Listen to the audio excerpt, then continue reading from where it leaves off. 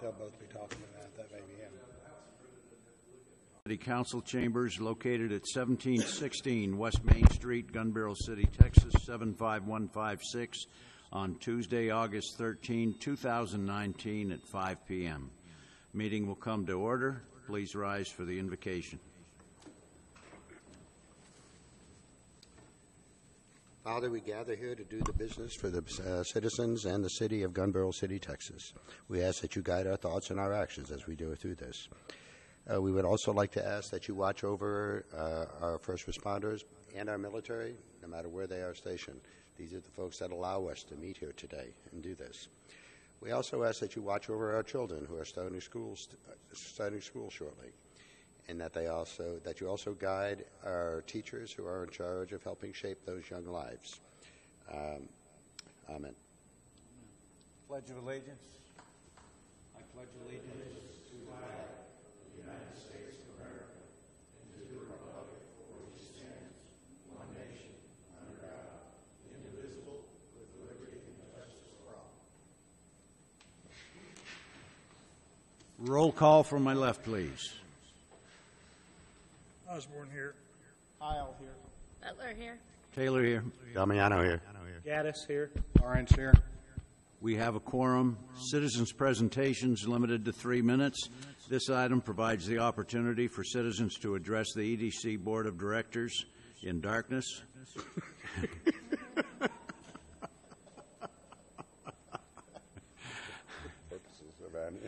I can't read that thing off the paper. Does the board in any matter? It's not posted on the agenda. However, in accordance with the Texas Open Meeting Act, Section 551.041, the EDC Board of Directors cannot discuss, deliberate, or take action on matters not listed on the agenda. At this time, the board will receive citizen comments and, if necessary, may refer the matter to EDC staff for research, resolution, or referral to the EDC board on a future agenda. Do we have any citizen presentations? Just one.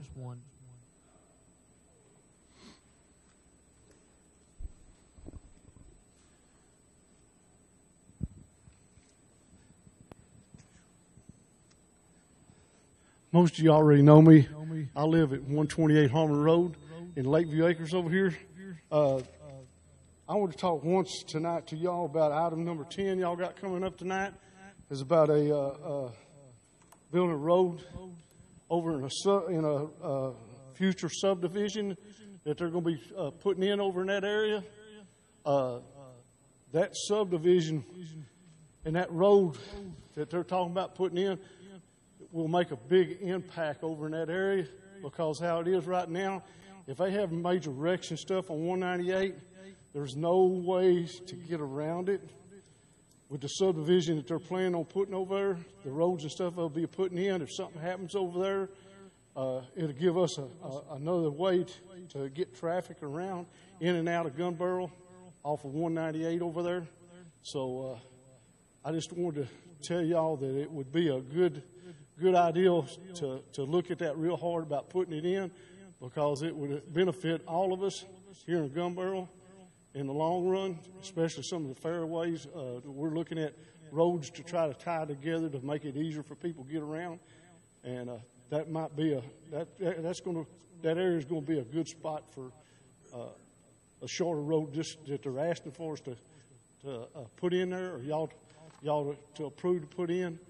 I just wanted to bring it up straight to y'all tonight that it would.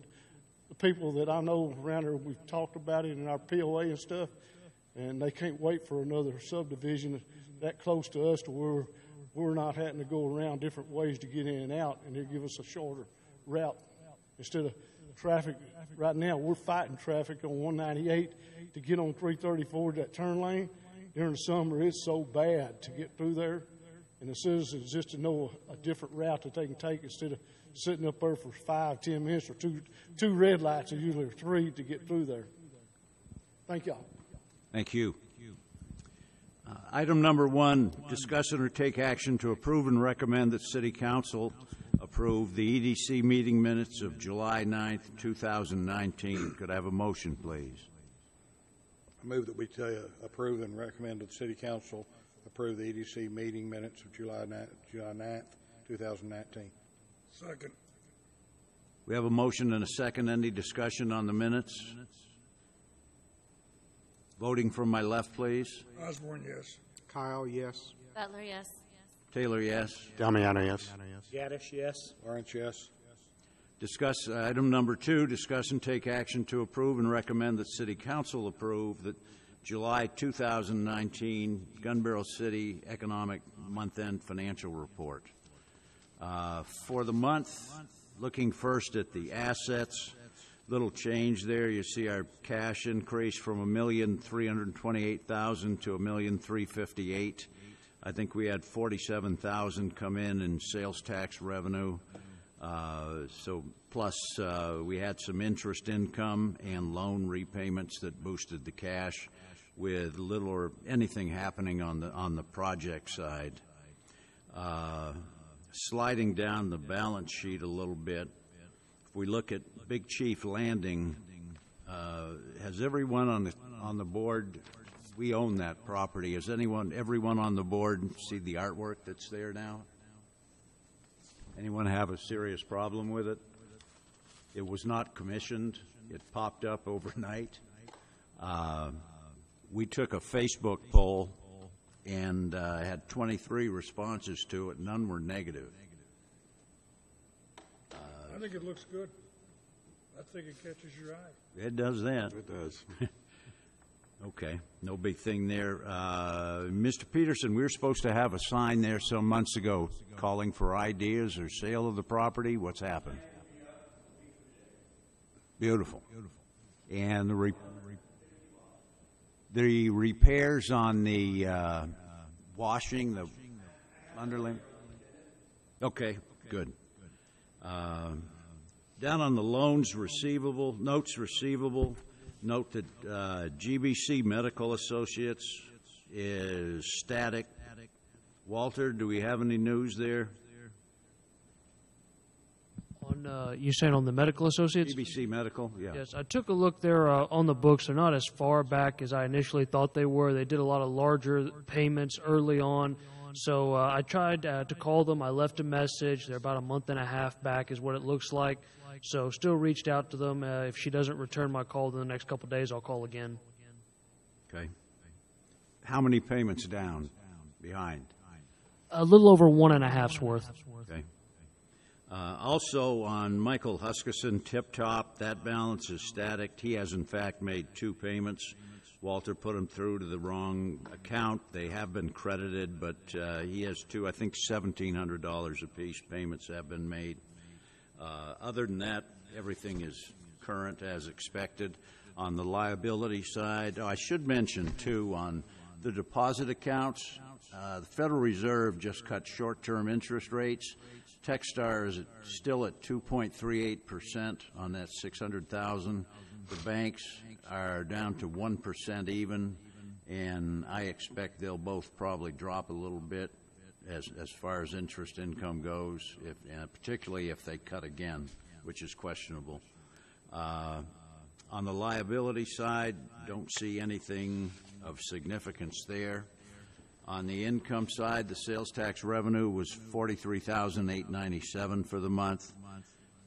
Interest on loans, $560. Interest income on deposit accounts, $1,713. Expense-wise, there's nothing unusual. You see about 40% of the way down, sales tax rebate, $3,974. I believe that's our final payment to the movie theater on that sales tax agreement with them. Other than that, there's no project activity for the year. You see facade improvements of $22,807. That is the extent of anything that's been generated in this fiscal year, 10 months.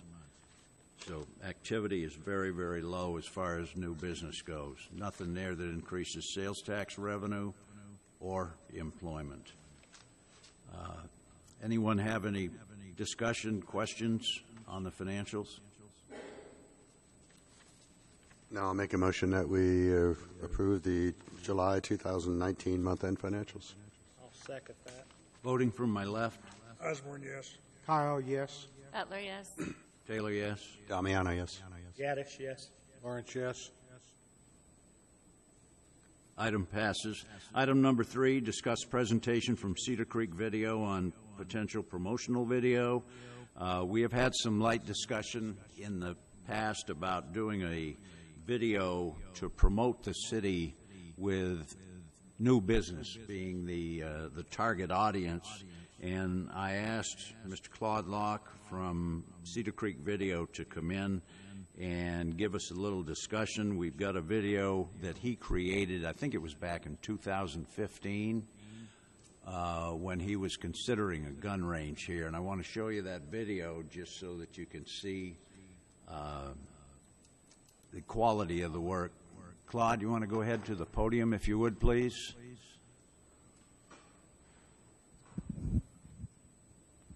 And if you would, tell us briefly what's involved in putting this together. Well, the way we work is to have a meeting with a select group to determine the focus and the scope of what a video would be. A lot of that has to do with your branding. A lot of it has to do with the focus and target audience, as you were talking about earlier. Before I get started, I want to introduce my associate, Randy Perry. Randy is our Vice President for Marketing. This is an intimidating structure here, by the way. I wanted to let you know that before we watch this video, you can go to cedarcreekvideo.com and you can see a lot more representative work. We'll leave you cards before we leave, so then it's got our website on it, and it'll give you a much broader scope of what we do. But in 2016, I thought it would be a great idea to put an indoor gun range in where else but Gun Barrel City.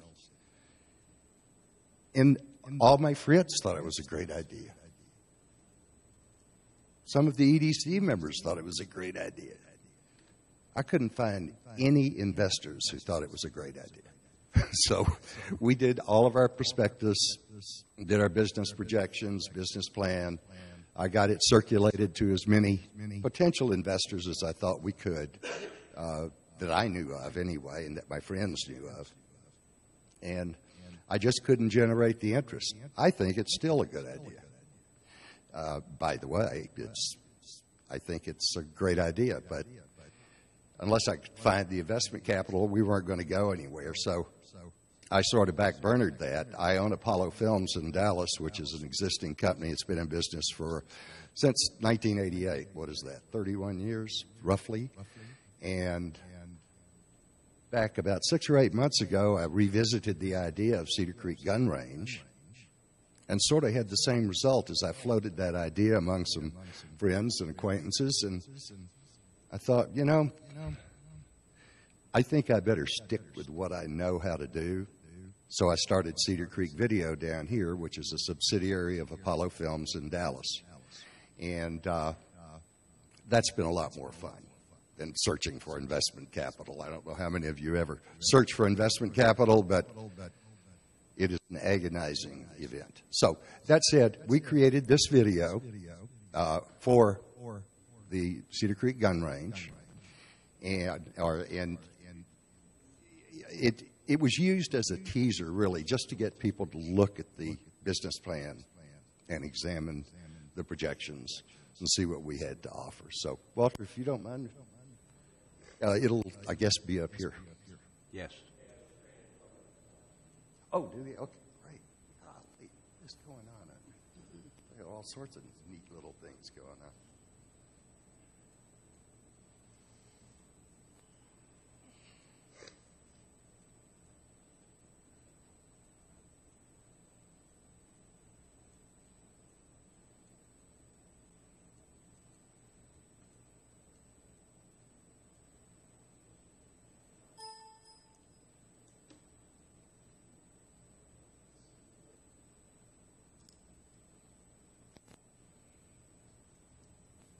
Do we have it, Walter?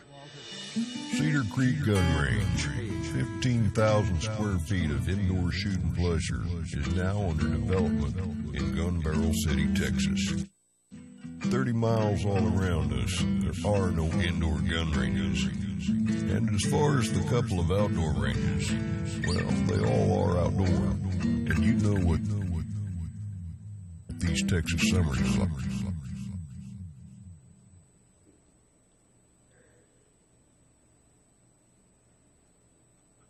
In Gun Barrel City, Texas.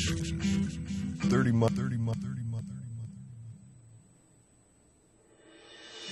Cedar Creek Gun Range, 15,000 square feet of indoor shooting pleasure, is now under development in Gun Barrel City, Texas. 30 miles all around us, there are no indoor gun ranges. And as far as the couple of outdoor ranges, well, they all are outdoor. And you know what these Texas summers are like. And as far as statistics go, we'll have no competition within 30 miles in any direction. The third-party market analysis has even more interesting stats. Right now, we're just one big open space, exactly what we need to create our business. It's going to be a safe, clean, and user-friendly environment for our members, customers, and our students. It'll be a great place to learn and practice. 14 modern shooting ranges and a 6-lane archery range, too. And we'll have everything you need at our pro shop. New and used firearms, ammo of all kinds, and lots of accessories. You can also kick back and relax in our comfortable lounge with a big screen TV, Wi-Fi, and a snack shop. We'll be completely environmentally controlled and will meet all the requirements of the EPA. Our pro shop is going to be all about customer service. We'll have a complete line of products and services to satisfy your needs for personal defense, protection, and sport shooting. And if we don't have the firearm you're looking for, we'll put a rush delivery on getting it into our shop. Cedar Creek Gun Range will buy quality used firearms too. We're also going to have a gunsmith available to you. Located in Gun Barrel City, Texas, Cedar Creek Gun Range sits smack dab in the middle of over 230,000 unserved folks. And weekend and summer residents around Cedar Creek Lake swell that number by tens of thousands. It's a resort with hundreds of gated communities and thousands of upscale vacation homes surrounding the 320-mile shoreline of this beautiful lake. These homeowners have a high net worth, and many of them are avid sport shooters and hunters. They'll all be a part of our customer base. Our primary streams of revenue will come from the following areas: firearm range rental, archery range rental, sale of firearms, firearm rentals, sale of accessories, sale of ammunition, classes and instruction, lead recycling, brass recycling. We've also worked closely with Gun Barrel City and received all the appropriate zone certificates to operate our business. Due diligence? Yep, we've done it. If you have an interest in hearing more about Cedar Creek Gun Range, visit our website at www.cedarcreekgunrange.net and send us an email from the contact page on the site. You can give us a call too. We'd love to share our vision with you. We're pretty sure you'll like what you see. Cedar Creek Gun Range. Learn, practice, protect. Thank you, Walter. My thought in taking a look at this was that we would have a video on the website that we could direct prospective businesses to, particularly national organizations that want to get a look and see what's here without having had the opportunity to step in here firsthand. Maybe a lot of drone work on some good busy weekends when the parking lots are full at Lowe's and Walmart, and some testimonials from managers of those stores, Elder Dodge, some shots of W House, the lake. I mean, just everything here that we'd like. And if there is general interest, I think what we ought to do is maybe put together a committee of 3 people that could meet with Claude and formulate what we want to see and how we want to do it, and then get a cost estimate, and hopefully at our next meeting decide whether or not we want to do this. General agreement on that? Nodding of the heads? Look like a pack of chickens watching a card trick. Very good. Who would like to work on this? We have one. I'll do it. Mr. Lawrence, Mr. Damiano. We need some creativity. Mr. Kyle is in. We have three. Encourage you to consider our audience. It's business, bigger businesses probably. Think about what kind of content we want. Think about the voice that's going to be used. I think the voice on that gun video is very appropriate. It sounds like the guy from Northern Exposure that does 99.5 The Wolf. Maybe you want something a little upscale, a little bit of a British accent for a more continental flair or something. That's not Gun Barrel City, but we can look like it if we want to. But consider those kind of things and putting it together. And if you three would get together with Claude and see when you can have a discussion, we'd love to hear next meeting what you can come up with there. Can I make a Yes. thought? The next item is to put together a workshop. Is what we just did negating the workshop? Do we need a workshop or continue? Well, what I'm thinking is, because if we move on to the next item, we could take a vote to negate the workshop and put together the committee. We already have the committee. No, No? Can't do 4 because you got a quorum. I know that. No, we can keep the same people on the committee. Well, if you just have 3, you don't need a workshop. No, I know that. Yeah. Okay, keep moving. Okay. All right. The audience is having a hard time hearing. If everybody could get closer to the mics. Yeah. Better? How's that? Better? Okay, sorry. All right. Item number 3 is discussed. A little committee will get together. Item number 4 is not necessary. We won't need a workshop. Item number 5, discuss and or take action to approve and recommend that City Council approve assisting the conversion of a section of EDC property to a disc golf course in an amount not to exceed $17,000. Mr. Peterson, please. Can you help us on this item? Help us on this item, number 5, the disc More volume out of these? golf course. Okay. Can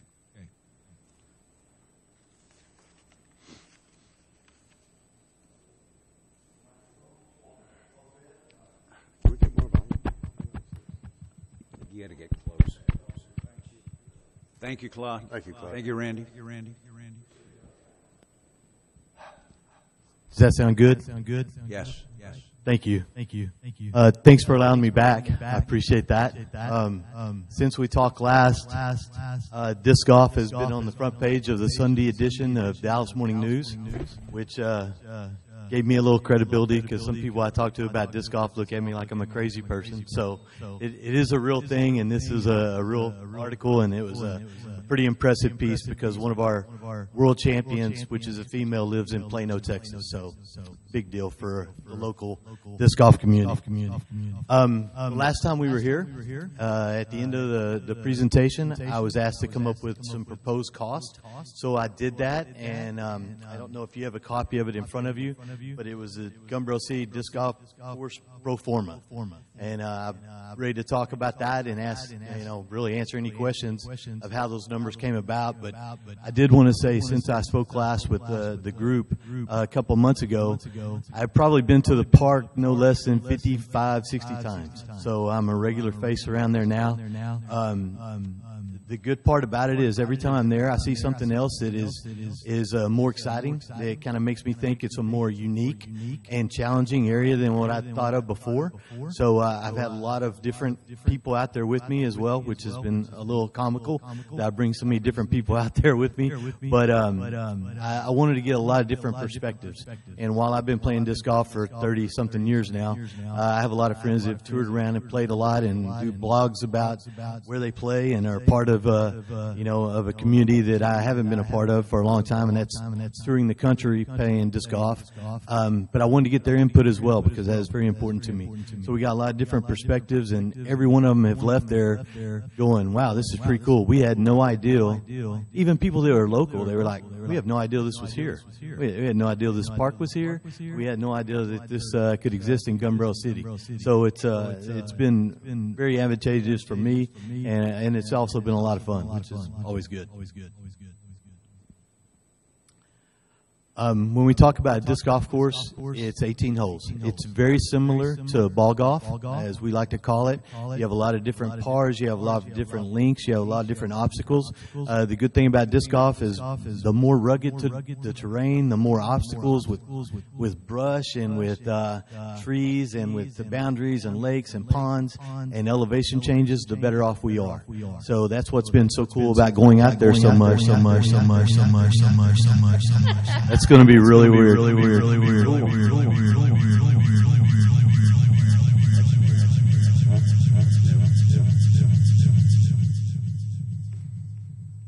Okay. Does that sound okay? All right. So getting back to the kind of the pro forma, we do need 18 baskets. That's what I put in here. These are the top of the line baskets. They're the ones that are used currently all over the world for major events. That's a big deal. You want the top of the line equipment when you have a course put in. It's actually a draw. People like to play on the best of the best. We have a lot more athletic people that play now, and our discs fly a lot further than they did back in the 80s when I played initially. So it just stands that the equipment needs to be better. So these baskets are the top of the line, and they would be good for the next 25 years. There would be no doubt about that. They even have a 4-inch band along the top, which we would, lack of a better saying, we would say, "Welcome to Gun Barrel City," or "Enjoy your time in Gun Barrel City," or "Welcome to the Gun Barrel City Disc Golf Course." So there's a lot of different avenues that we could go with that, pretty inexpensively, but you do need 18 baskets. That's the one thing that we absolutely will need to have. Tee boxes are something that, because of the terrain out there, we will want concrete tee boxes. We want those things to be level with the ground. We don't want anybody to have to step off of anything. There have been courses put in by cities and by parks that were essentially put on the ground because it's a little bit cheaper, but they really need to be ground level. You don't want anybody, like I say, to step off of it. You also don't want mowers to have to worry about hitting it. And when they're raised off the ground, even 4 inches, you have stuff that grows along the edges, and they have to be weeded, and nobody really has the time or effort to do that. So you want to go ahead on the front end, make sure they're ground level, and you need a minimum of 18 of those. It allows you to play all types of the year, even if the ground's pretty wet. And we don't see that now, but that was one of the good things about going out there so much. We were able to see where that park and the land hold water, because we absolutely want to avoid that part, right? We want to be able to play it really year round, and if you had a little bit of a rain, or if you had a couple weeks where you had a lot of rain, you don't want to have the course unplayable. And that's a big part of why we want to go out there so much, is just to kind of see those low-level areas where we want to avoid those. I made the joke earlier. I wish I'd have known what concrete cost. I would have gotten the concrete business many years ago. But I thought I knew, because I just paid for a bunch of it. But it's always an eye-opening experience. But I was able to talk to a local company, and for 18 tee boxes, that will be 18 yards. So each truck holds approximately 9 yards. So we're going to need 2 shipments of concrete out there. But concrete tee pads are a necessity, like I say, to be able to play, especially in the morning when there's dew on the ground. You don't want to be slipping and sliding or getting mud all over you. So, you want to do them right, so you never have to worry about them again. You don't want anything to be able to erode underneath it. It's a necessary cost for a quality, what I call premier disc golf course.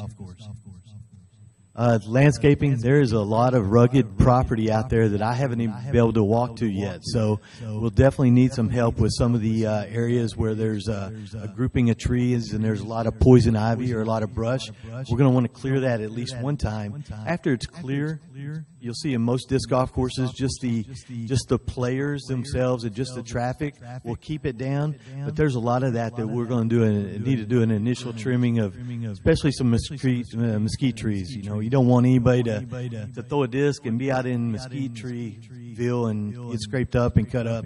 So we're going to need to go ahead and work on a plan to remove those, and that's going to require a little bit of heavy equipment. So once it's done once, we feel like it's easily maintained, but the park is pretty unreachable in some areas right now. The one thing I put in here we wanted to absolutely have is a park bulletin board, and it can be used by the entire community. But it's really good that we'll have a lot of beginners here. We'll have a lot of people that travel in from out of town, a lot of first-timers that are just passing through, and we want them to be able to see that, we have a local club. Here's the Facebook information that you can always go to. Here's a map of the course. Here's just kind of the upcoming events. It's a pride thing. It's a quality thing, but it's also something that everybody can take advantage of once we put one up.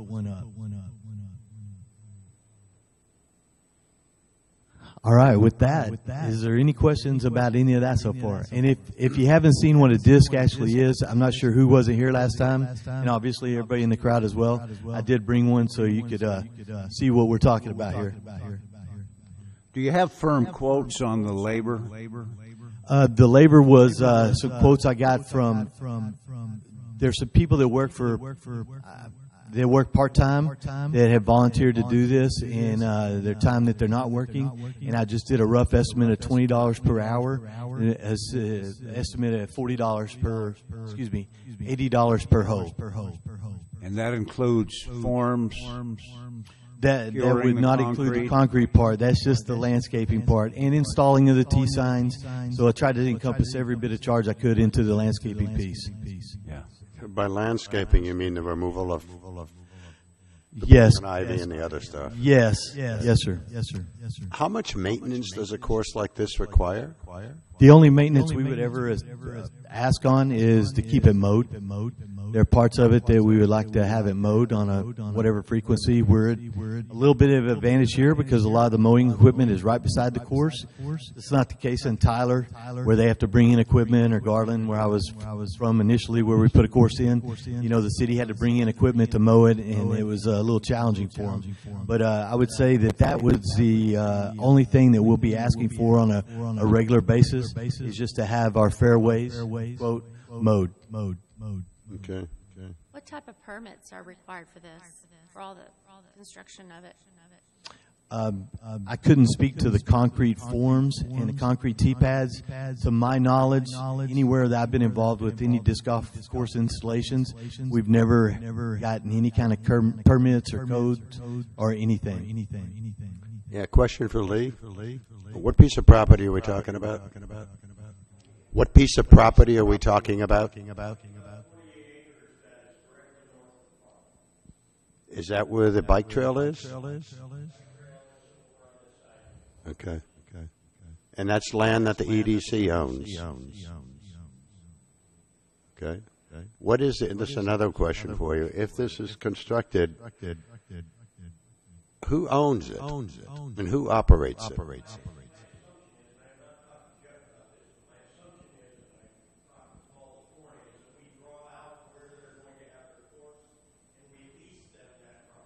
We'd lease who that property? What's the rate? Okay, that's why I'm asking. What is the rate?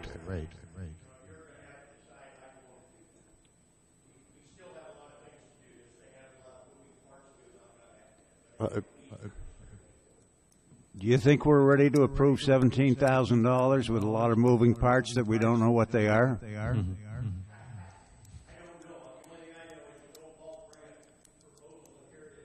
I love the idea. I'd love to see a plat of where it is, an operating program, who runs it.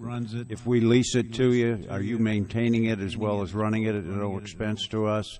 If it's going to be on EDC property, do we have liability insurance issues? And Paul, we're not trying to complicate it. I love the idea too. It's just that as we've been given this with a lot of loose ends.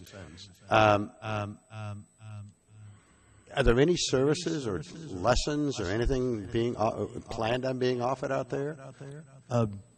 Can you repeat that? Yeah, are there any services or lessons or tournaments or any? I'm just so in the North Texas area, there's about 200 courses currently. In Tyler, there's 6. They just put a 7th one in. Athens has one. Palestine, Canton, Ennis, Corsicana. Those are just all the ones in the neighboring areas that I know about. And then there's a couple of church courses and even a couple of private courses. As far as lessons, there's nothing other than you watch a little bit of YouTube videos to figure out how you're going to putt and chip and everything else, which never works, by the way. I can attest to that.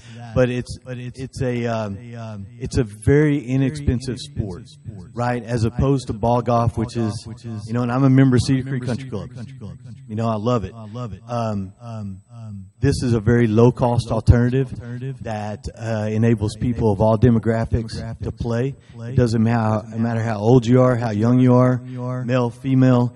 We have veterans groups that do with handicaps. I have a good friend, Randy Mecca, that does a veterans group tournament every year, and they're for handicapped individuals. It's 2 miles to walk a disc golf course and play it, and that's great exercise. And anytime we can get our youth outside and to do something, I'm all for it. I love the skateboard park. I'm a former skateboarder. It's been a long time, but for every one person that skateboards, there's 250 people that play disc golf here.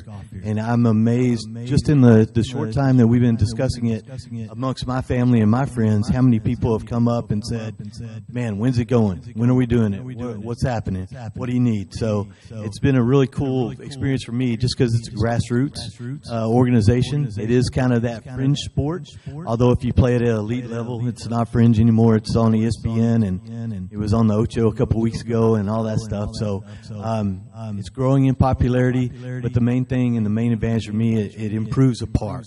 It takes land that can't be used for soccer fields or anything else, and it makes it usable for a city. And I always feel like a city's judged on how well their parks are run. And I've been very impressed with the group here ever since we moved in the Cedar Creek area.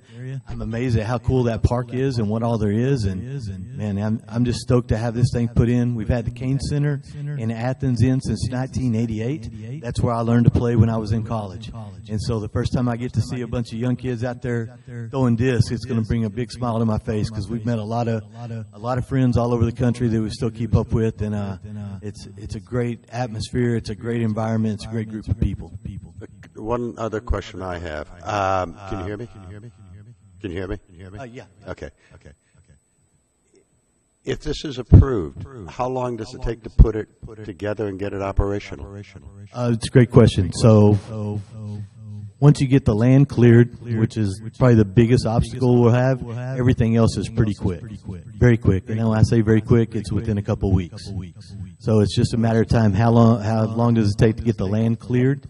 And it won't be perfect right off the bat. It's going to take a period of time, and we're really going to need a winter to get rid of a lot of stuff out there just so we can see what all we have.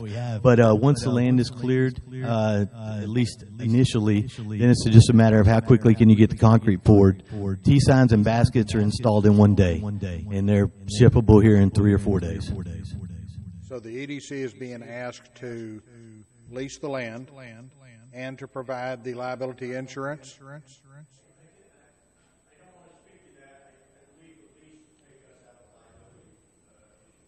Okay, are we being asked to finance this? Or to do, financially, what is the EDC? This $17,000. Okay, my question on the 17,000 is it's right between your two estimates here. Is your intent to go ahead and put in the pro tee boxes? Our intent is to absolutely do that by whatever means that we have necessary. And the reason being is it's just like ball golf. You'll have a regular course, but you also want to have what we would call a professional elite course. And one thing, so the people that play it every day don't get bored, but also the people, when you want to have that tournament, a la what they're going to have in Tyler here next month, which will have 450 people from all over the country there. You got to have multiple locations. I agree with that 100%. What about parking? I see nothing in for parking. Yeah, we're very fortunate with all the parking that we have at the park. For 99% of the time, which is the tournaments that'll be run every week, which are really just weekly minis. Then you'll have maybe once a month where the group for Dallas and the surrounding areas would come into town and play. But even for an annual tournament with a lot of people involved, you have the overflow parking over by the tennis courts that is substantial. That's not even counting the other parking that's around over by the basketball courts. What about restroom facilities? You know, that is what it is, right? When we do the tournaments, when I play in the big tournaments, you know, as long as you have open facilities, that generally covers everything. And when I say open facilities, it's usually the softball complex. Is your club making any financial contribution to the construction at all? Or is it sweat equity, actually? It's mostly sweat and love. Yes, sir.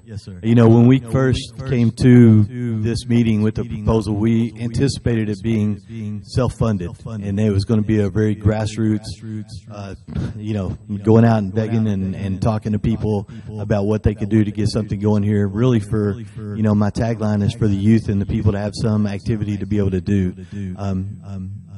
That's where we started at, and we've kind of been blessed to get right here. Yeah. What kind of income do you expect off of tournaments? It depends on a little bit of how the course is set up. We have 2 tee boxes. If it's an elite level premier course, I would say that we'd probably have 2 tournaments a year, and I would estimate we'd have between 75 to 125 people. Total income. What are you thinking? Ooh, you know, yeah, I think I'm just going to equate to what I would spend, which is generally I'm driving in and out. Very seldom anymore do I stay overnight in a hotel. So it's usually. I mean, you obviously charge a tournament fee.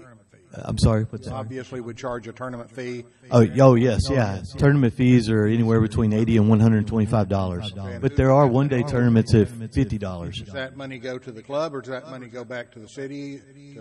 There are no cities that I know of that put on any tournaments that gather the money back from it.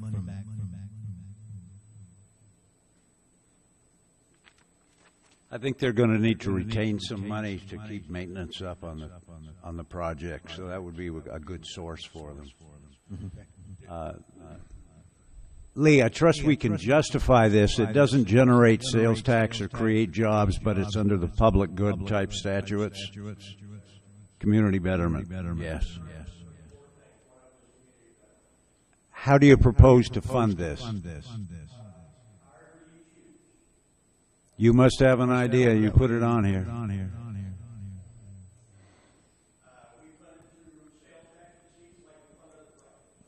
I mean, cutting a check. Let me go back. Let me amplify. You're just, hang on a second. You're just going to cut a check and hand it to him. I mean, he can't buy the equipment. He's got to be something.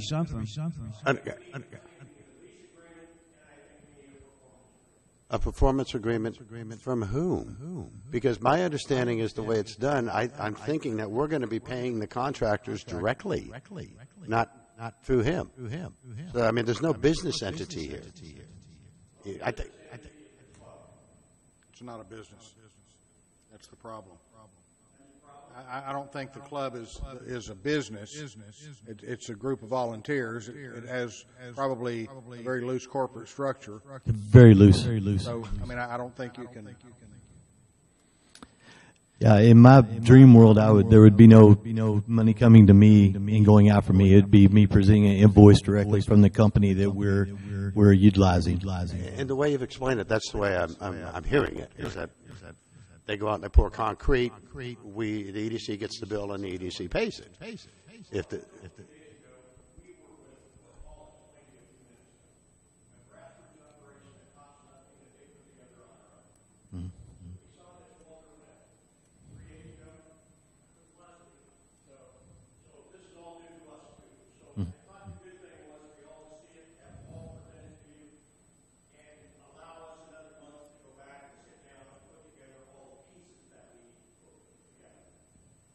You're asking us to approve it on the agenda.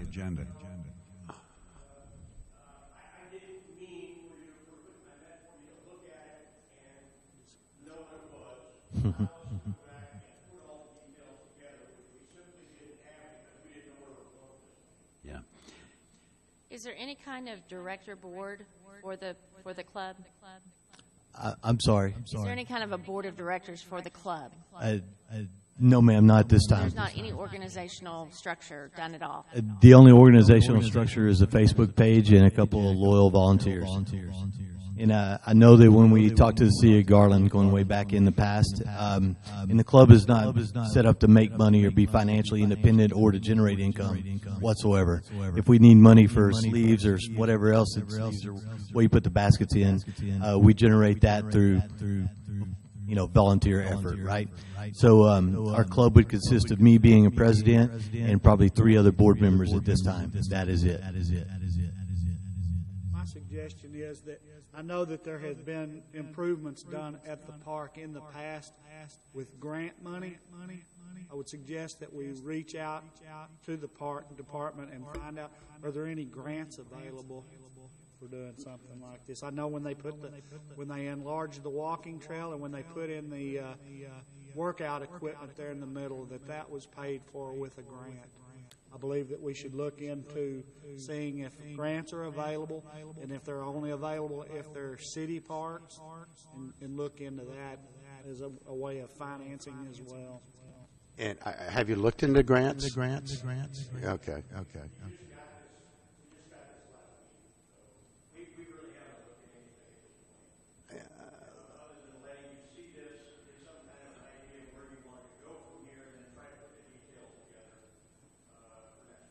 Another suggestion would be on this this nearly $2,000 for labor for clearing and equipment rental. Could that be spent with the city instead of giving it to somebody else?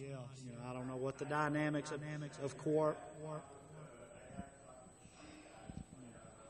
That'd be consideration too to bring down costs nearly $2,000. Well, your not to exceed of $17,000 is already $2,000 under your $19,000 total cost. So I think you've got some. What happens? We start into this thing, and these are all estimates, and suddenly it's $25,000 or $30,000. So there's a lot of T's to cross here, I think. Let's say y'all just lose interest in a week. Who owns all this equipment? Does the city own it? EDC own it? Y'all would tell me who owns it. It would not be owned by the club. Anytime in my past dealings with parks departments, when you put something in a park, Audubon Park in Garland, for one, they're very clear, and Athens is the same way. If you install something in their park, it is now theirs. So, Yeah. Look, I want to go on record and say this is a great idea. And unfortunately, we don't have we can't even send this over to City Council because we don't have enough information. And that's if we're going to do this, I'd love to see it pass. Through both the City Council and the EDC. I have a question. Yes, sir. I've seen a couple of these courses played around on. Seen a couple of the courses. What? I've seen some of the courses. When you have these 18 holes, is there a way when they're developed for us to go out and encourage local service groups, businesses to have a plaque to actually sponsor that hole and pay an annual fee to help us return our funds over a period of time? Yes, sir. I know of a city pretty close to here. That's how they put in their baskets. They went out and they got local businesses to fund money. And I don't believe they even had a mention on the T signs. But there is a spot, of course, on the baskets and on the T signs where any sponsor could be notated and told about it. It's that's a world that it's tough. It's tough to go out and ask for an individual people to fund something that's like this. But I would be all for doing whatever I can. As long as it belongs to us, we could go down that avenue as a potential way of returning the funds over a period of time. I've seen a few of the tournaments. If I said that maybe 10% of the people that comes to a major tournament would be definitely coming from out of town, is that a fair statement, or am I stretching? It would be. I would not count on very much revenue at hotels. The benefits will be the Dairy Queen, the convenience stores. If we do a tournament, we would get with a restaurant, and we would say, hey, we're going to do our awards here. So, you're going to have 60 people come in there that evening and partake in their food and beverages while we do an award ceremony. That's how most tournaments are done nowadays.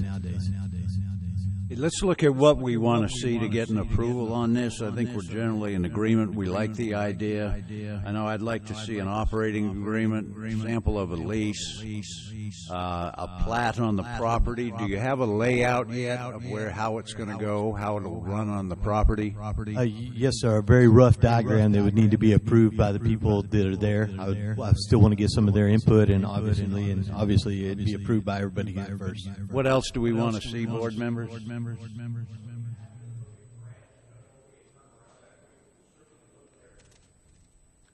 I also want a confirmation from the city closer to the mic, that they would be able to maintain this by cutting grass and let them be aware of it on the front end and not as a surprise on the back end.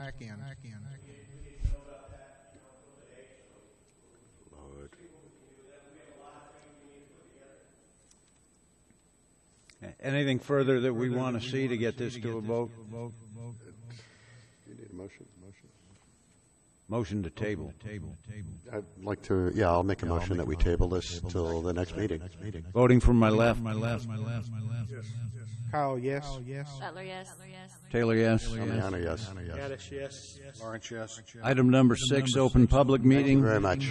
Oh, thank you very much. Item number 6, open public meeting in accordance with the Texas Government Code 505.159. A public hearing will be held by the Gun Barrel City Economic Development Corporation, a Type B corporation, on Tuesday, August 13, 2019 at 5 p.m. in the Gun Barrel City Chambers, located at 1716 West Main Street, Gun Barrel City, Texas 75156. This is for financial assistance in an amount not to exceed $75,000 for Fletcher's Backdoor Grill, a.k.a. Project Tuscany. Is there any public comment? Public hearing is closed. Item number 7, discuss or take action to approve and recommend that City Council approve extending lease agreements with the city. Mr. Peters, we have 2 lease agreements. Ours on the land, 8 acres. 8 acres of land that we lease to the city for $1, and also our office building that we lease from the city for $7.50 a month. And these are last year's leases. The new leases would be identical. They will be identical except for the dates. And we're actually doing it on time this year. Doing it what? We're doing it on time. If you look at last year's, it was done in January because we didn't know we needed to do it. So we actually have them in front of you in time to get them done this year. Will doing it on time get us a lower rent rate? I'm not concerned about the lower rent rate, but I would like them to do something with their tree that blocks our office. A chainsaw would be handy. Mrs. Butler almost lost her eyeballs getting out of her car. Okay, any discussion on the leases?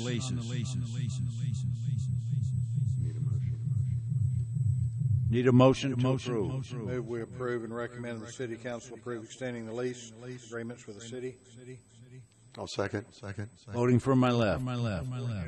Kyle, yes. Butler, yes. Taylor, yes. Damiano, yes. Gaddish, yes. Lawrence, yes. Motion passes.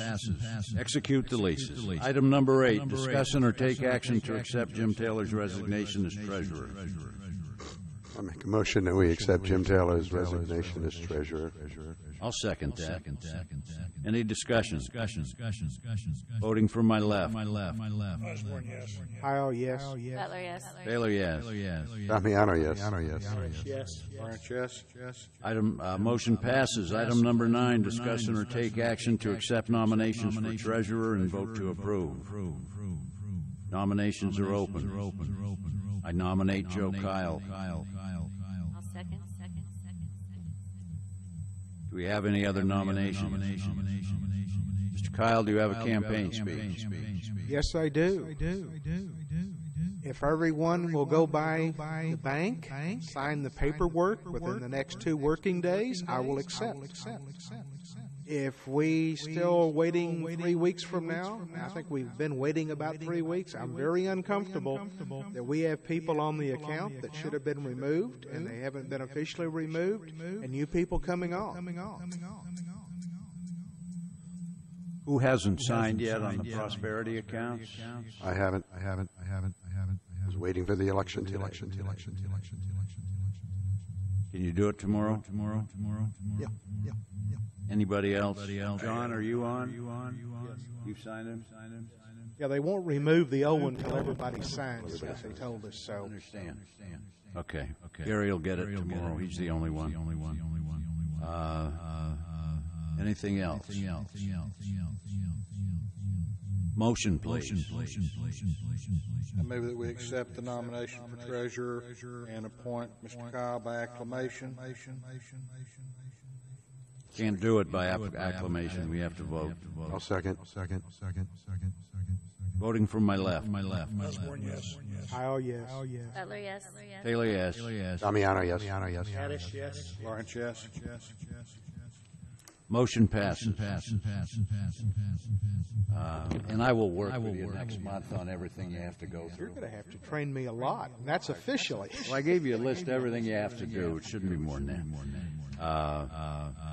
Item number 10, discuss upcoming sales tax workshops. I believe you have in your packet TEDC's 5 sales tax workshops for this year. Joe Kyle has decided he will go to the one in Mesquite, which is the closest to us, November 22nd. I would recommend, I attended one last year. It was one of the most edifying events I was at, learning. Gary also attended along with Janet Dillard. We all got it's much more than just sales tax. It's local government code 501 through 505. It's how you can spend sales tax money. It's a little primer on economic development. The comptroller's office comes and talks about the different things that they do, and it's really a worthwhile day. And you can actually drive up and back in one day. Let me add on that. I think anybody who can go should. Amen. Well worth it. You learn a lot.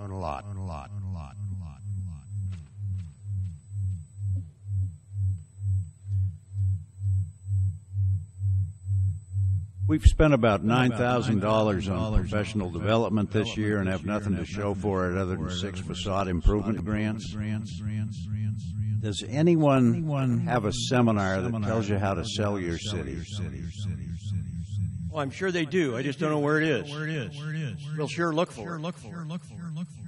And these are mandatory anyway, aren't they, the sales tax development? They are mandatory for the president and for the executive director. Good. Okay. Anything further there? Item number 11, discuss plan to market for remote workers. I'm not sure the title is correct. All I want to do is discuss the idea of looking at remote workers. At the EDC, I've mentioned once before today, we have 4 things that we are charged with doing.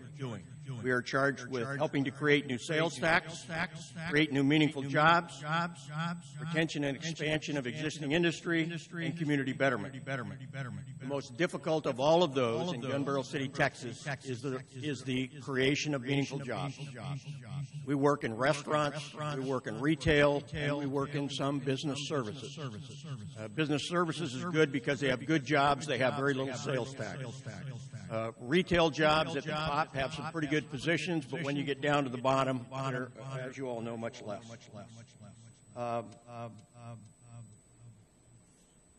A program to recruit employees that work from home in Gun Barrel City, Texas.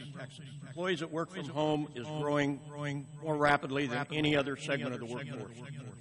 Gun Barrel City has employees that currently live in our city and work from home.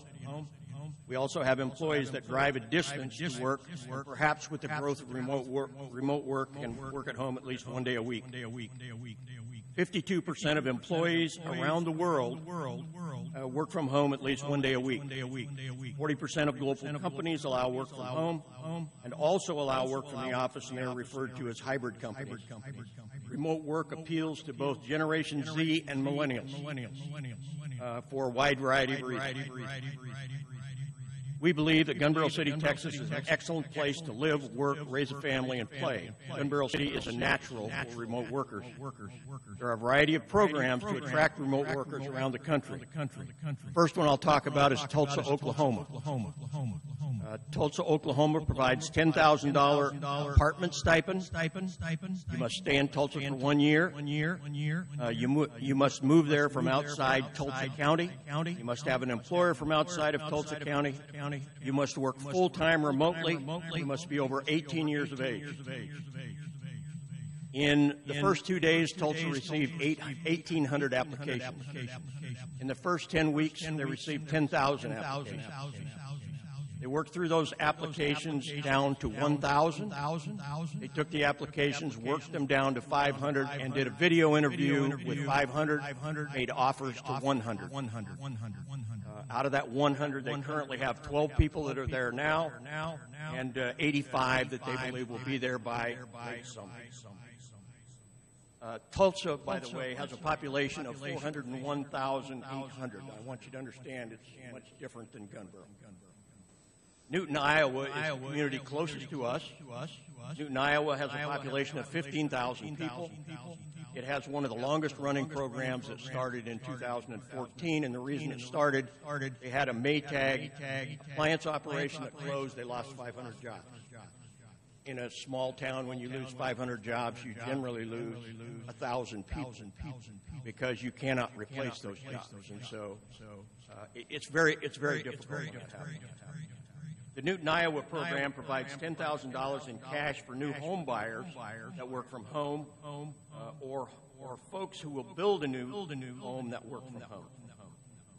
Also, as a welcome package, worth $3,000 that at one point included a riding lawnmower.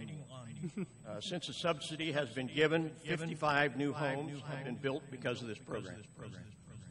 The state of Vermont provides $10,000 in tax breaks to people who work from home. You must live there 2 years. The state of Maine expanded a program that provides student loan forgiveness for certain graduates that choose to live and work in Maine, not only for remote workers, but for anyone. The Amazon Headquarters 2 that was scheduled to go in Long Island until some representative had a big problem with it, had provided $48,000 for each position. It's just a kind of a mark where things are today. 3.9 million employees work regular remote jobs at least half the time. This part of the workforce grew 10 times faster from 2005 to 2015. The average salary for a remote worker is $55,900, and that is a number from August 2019. We believe that this program will help stop the brain drain. As you all know, we have lots of young people who move away because there are not many opportunities. We also think there are people who have summer homes here that may also work in that program. It's just an idea. I would like to have a discussion. One of the things that I'm sure you'll wonder about is, can we provide an incentive for these? So I've been in discussion with Jeff for a couple days. The last answer was, I think this could fit under Section 505.158 of the Texas Local Government Code. If the board finds this assistance will promote new business or expand existing business consistent with Section 505.158. And what that says is projects related to business development in certain small municipalities where Type B corporation authorized to be created by a municipality with a population of 20,000 or less. Project also includes land, buildings, equipment, facilities, expenditures, targeted infrastructure, and improvements found by the corporation's board of directors to promote new or expanded business development. We've been in touch with both of our internet providers. I understand that there are issues. I've talked to people who have worked at home who continue to get thrown off. I've talked to people that work at home with the 75 megs that never have an issue. In discussions with Suddenlink, they tell us that they are soon going to be to gigabyte. Is that the word? Gigabit? Which will make things faster and much better. I could not get an answer of when. So that's just a little discussion. We put a lot of information in your handouts, and I would try to answer any questions, although please understand I don't have a lot of answers. Lee, my wife works from home. Yes, sir. I knew that. Okay. Part of what you've said, I'm wondering where the money's going to come from if we offer incentives on it. What's your plan? I don't, at this point, Gary, other than what I've told you, I don't have a plan. I wanted to throw this out, let you all know about it, think about it, and then have an opportunity to sit down and discuss if, in fact, you want to put it together as a program, how we would go about doing that. What I don't have at this point, Gary, is the way to put enough incentive together to actually make people want to move here. I'm asking, I don't even know if we need an incentive.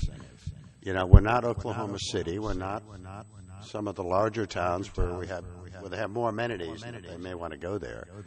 But having said that, I think there are weekenders that would work from their lake home out here more often. If we had better internet, for one thing. I think we should probably market it to some degree.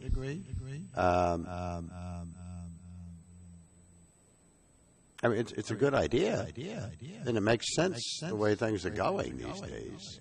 Well, it doesn't require a big expenditure of funds to go create an industrial park. You can recruit people who simply need the equipment it takes to run their operation from home and an internet hookup. So it's not like there's a big expenditure to try to get it done. We would certainly spend some money for marketing in the Dallas region, which I think is where our focus should be. But I don't think it would require a huge expenditure in infrastructure and those kind of things to get this done. I think one of the things that has to happen is there is a lot of positive things moving forward with a large housing development. If that housing development actually happens, that would help this tremendously. Mm-hmm.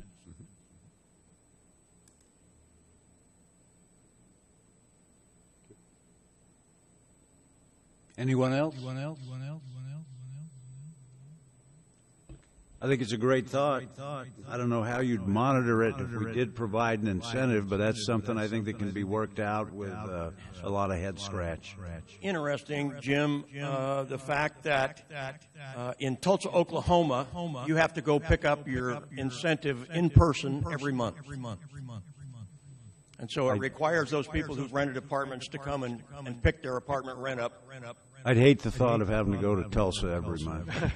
Tulsa, Oklahoma's money is private, too. I would like to make sure you all understand that. There was a foundation that provided that money, and that may be something we want to talk about doing if we want to provide an incentive, is to see if we can actually fundraise in this community to raise a little money.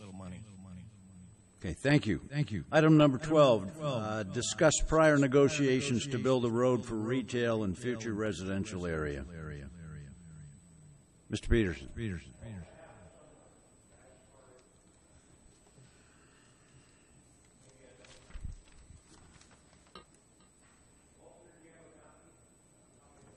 You want that? Yeah, I want that. There should be another map, that map as well. Here. So, ever since I came to Gunnersville City, Texas, this 50 feet by 30-foot wide road has been in discussion. It's been in discussion with a variety of people who looked at the real estate for business. It has been in discussion with people who wanted to do multifamily housing. And at that time, it was 29.10 acres. So they had a hard time selling that 29.10 acres, so they made it 116, which is the entire map that you have in the outline portion. If you will look at that map, this is very close to John Gaddis's heart because it's going across Lowe's property. If you will look at that map, you can see a little road that comes down from 334 with businesses on both sides, and it stops. That's the end of Cody Austin. Cody Austin Road is scheduled to go through the Lowe's. What do I want to call it? It's a retention pond. So there is a 30-foot by 150-foot easement going through there that has the ability to have a road in it, which the people who owned this property originally put in there with Lowe's so they could get access to the property. When Mike Horton was in the road department, I asked Mike for a very simple estimate. He said he thought it would cost about $20,000. This road will now have curbs and gutters and sidewalks, so I would suspect it will cost something more than that at this point. If you will look at your big map, on the far southeast corner is 5 acres of B2, which is commercial property. That's on 198. That's on 198. The fact that they will build retail on this facility allows us to build a road. I have asked that question to Jeff, and I did get that answer back. So did this developer buy this entire property? Did this developer buy this entire property? In actuality, they have not bought anything yet at this point. Their option ends tomorrow, and they will have to write a check. My understanding is on the 24th. Okay, but the access... They bought the whole thing. Okay. The access here would allow access into the multifamily development. It's actually going to be single family. Okay, and then here you'd have to cross the entire ag. And that will all change as time goes on. What they're doing right now, they have a zoning change in for being able to build 100 houses. So they're going to zone enough of it R3 to build 100 homes. And which part of that is, Joe, I can't tell you. It's this part up here along with some of that down there. Okay, but this B2 down here is actually accessed from 198. It actually could be accessed from 198, correct. They also have considered some retail on the other side as well. And as Ron Wyrick mentioned, there is some fire issues up here along this part of it, and having two entrances and exits will be part of the requirement. When would they want this road put in? As with everything, again, it's just on here for discussion because I just realized recently that most of you, other than Jim and maybe both Jims actually, have probably seen this before, and some, but the rest of you have seen it. I think what I would like to do, if you decide that you want to go ahead with the road, is we would build the road when they hire the road builders to build their road inside the facility. And so if we did that in the business, the retail area at the far end of the road never materialized, we built a road. We are going to get an agreement that agrees, that says they'll build some retail. If they won't do that, we won't do the road. So if we put a stipulation on there that once it's started, they would have to develop the retail within so much time frame. That's the kind of thing I'm looking for from you, so that we can write an agreement if you do decide to move forward with this project. There will need to be a performance agreement exactly like there is with everything else. Well, what are you estimating the road's going to cost now? You said it's going to go up with curbs and drainage. I think it'll be around $30,000. I think it's probably gone up $10,000 with the What's curbs giving and you that gutters and idea? sidewalks. What's giving you that thought? How are you coming up with that number? Just in their bids on the roads inside. Good. Is the housing developer going to be responsible for the retail development? Yes. Yes. Tell me again. Okay. Is the housing developer going to be responsible for getting the retail? Yes. Well, he'll build the building. Will he be responsible for filling it? If he wants rent, he will be responsible for filling it. One of the most difficult issues we have right now is we have no space. Jim's friend, I guess, bought the orange building. I talked with him today. He's going to cut it in half, and that may actually work for one of our clients. So, For Slapping Good? yes, Slapping Good? Yes, sir. They're going to look at it this weekend. Good. I like this idea. I conceived the development on golf course at Cedar Creek Country Club with a home builder that lives there now, but was previously building in Waxahachie. My pitch to him was the idea that I wanted an over 55 community, since 35% of our population is over 55. And I said I wanted it gated, with exterior landscaping maintenance taken care of by the association and all that. And he said he had just been lathering over the idea of doing something like that, but wanted it much bigger with some retail in it and a bigger selection of housing. So he gravitated up to this 116 acres. We've got one section of it will be over 55, but it won't be gated and won't have all the amenity package that I wanted. So I've chastised him severely for that. To no end. I feel that we should do the road. I'd rather see the city do it, but I don't think that's going to happen. The one concern I have is that I understand Texas statute permits us making this expenditure if it's for commercial development. True? Yes, sir. Now, this is going to lead into a street that goes through to through the residential area, and then ultimately at the other end of it, which is also accessible from 198, is the retail. Yes, sir. There's also a bit of consideration about, this is not going to be a project that is done tomorrow afternoon. It's going to be a long-term project, depending on the houses sell, somewhere between 5 to 10 years, depending on how sales go. There is also some discussion about some retail. If they build 500 houses, there may be an option for some retail on Luther as well. Yeah. And that's a stretch, too, as far as the distance from this road where it has to go to get to that retail parcel. So I think what we really need for our benefit, as well as City Council's benefit, because they have to approve it, is a good piece of writing from our attorney, who has an errors and omissions policy, with discussion about the statute and the relationship between this road and where the ultimate retail is, and the fact that it is permissible.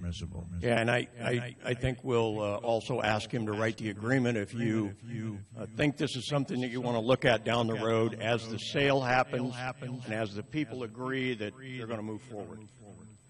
Don't start him on the agreement yet, please. I mean, we've got on Slappin' Good, we've got $1,305 spent on performance agreements, and they don't even have a lease. Stay away from the attorney, please. Well, the reason they don't have a lease is they can't work with the guy who owns the property. I'm sorry about that. They just can't do it. They've tried every way they could, and it's just. Well, we should be able to get any agreement written for less than $500. I mean, commercial loans, the whole bit. Anything else on this road? What do we need coming out of our group tonight to stimulate this tomorrow? You said their agreement is they have to execute it or extend it. They are not going to extend their agreement. They're going to either fish or cut bait this month sometime. This road does have something to do with that. My direction will be to them, if you agree that we will look at the entire package as we get it put. Mr. Taylor's caveat about the attorney, we'll be happy to do that. And once they have purchased the property and began their process, they have lots of the engineering done at this point. They've spent about $45,000 on this project, so we really believe we'll move forward. So I understand we cannot use our money to stimulate a housing project, but at the same time we can utilize our money to expand the potential for growth of Gun Barrel City, even if it just constitutes a small amount of retail. And we need verification from an attorney to say more eloquently what I just tried to state. Well, and I've already asked him the question. He's already answered, but it sounds like Mr. Taylor would like to have a bit more discussion about that. We'll get that done. Mr. Mayor? Should be citizens' comments, but we'll let you go. I did fill out a form to speak on this agenda item. Thank you very much, Mr. President. I will say this, just real quick. We're looking at this, I believe, from one direction, which is from Cody Austin inward to the residential area. If you look at it from the other way, from the residential area into Cody Austin, that's commercial. So that drives traffic from that residential area right into that commercial property. So I think your worries about whether it's commercial or property or retail or what it is are not warranted, because it's coming. It will be a residential neighborhood that will have a drive right through a commercial property street. So. Very good point. Thank you. If we knew the right wording, we would call this a mixed-use development. Yeah, it is. Okay, item 13, discuss Big Chief progress. The only thing I wanted to say about Big Chief is that Double C Docks is working on the property. They have the 2 holes filled at this point. They were today putting the steel seawall in.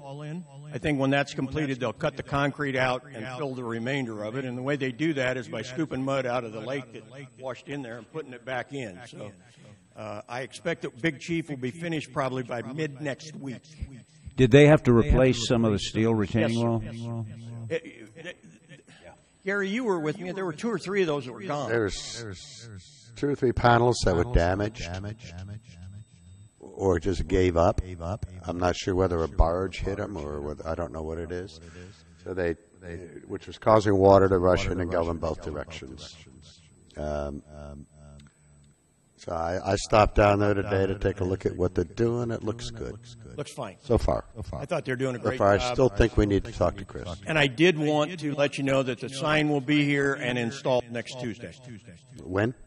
Next Tuesday. Next Tuesday. And thus far, we're on budget? Is that true? Oh, yeah. So far. I'm not sure it's going to stay that way.